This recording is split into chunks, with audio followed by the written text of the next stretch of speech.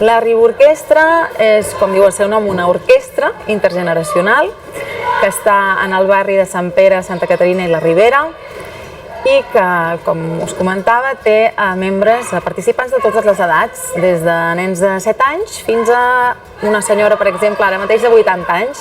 Fem música tots junts, entenem que la pràctica artística és un dret per a tothom, que tothom hi ha de poder tenir accés i, per tant, s'intenta que això sigui possible amb un grup de professorat que fa unes classes col·lectives i uns assajos que sempre també es fan col·lectivament, per lo que es reforça moltíssim aquest treball col·lectiu.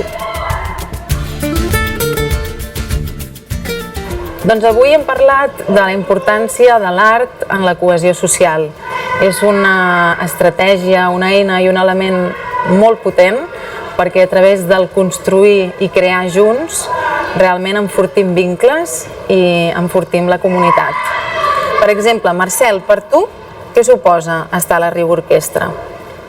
Bueno, que aprenc a tocar el cello i també estic amb altra gent.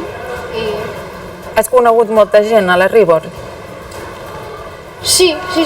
El Guai, per exemple, que som molt amics i també el vaig conèixer allà, el León i l'Olivia, nens que toquen allà i que ens hem conegut també allà. I a gent d'altres edats també, pot ser? Sí, allà hi ha adults, nens petits, de tot. I la teva mare també està a la Riborquestra, no? Sí, també. T'agrada venir amb ella? Sí, i també podem practicar junts a casa, que això és també una cosa que molt.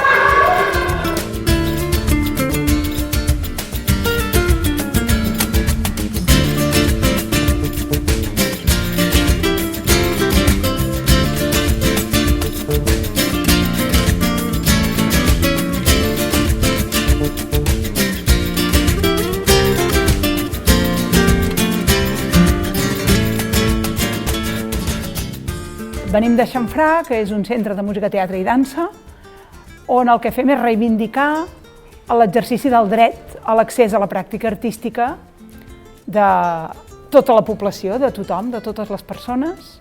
És un dret reconegut per la UNESCO en el decret de Freiburg del 2007 i que es compleix molt poques vegades. Xamfrà, el nom, està molt ubicat a Barcelona perquè amb la idea de la cantonada de l'Eixample, que deixaven, tot i que està al Raval, perquè així deixaven més espai perquè qui vingués d'una banda o d'una altra ens poguéssim trobar al Xamfrà. Aleshores, el Xamfrà és un espai de trobada on, a través de música, de teatre, de dansa i d'arts escèniques en general, treballem la convivència, la cohesió, la capacitat de relació, l'educació estètica i l'accés a la cultura de tothom. A la xerrada d'avui hem compartit impressions i maneres de mirar i d'enfocar l'educació des de la vessant artística.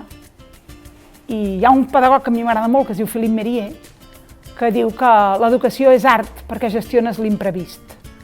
Per tant, la capacitat de treballar des de l'art quan eduques t'obre tot un món que té a veure amb la socioafectivitat i amb la intel·ligència emocional, que se't converteix en no en un pont, en molts ponts per arribar a moltes altres... A mi m'agrada dir-ne referents culturals, de vida, socials, que t'ajuden a viure el tu a dintre del nosaltres i en el comú.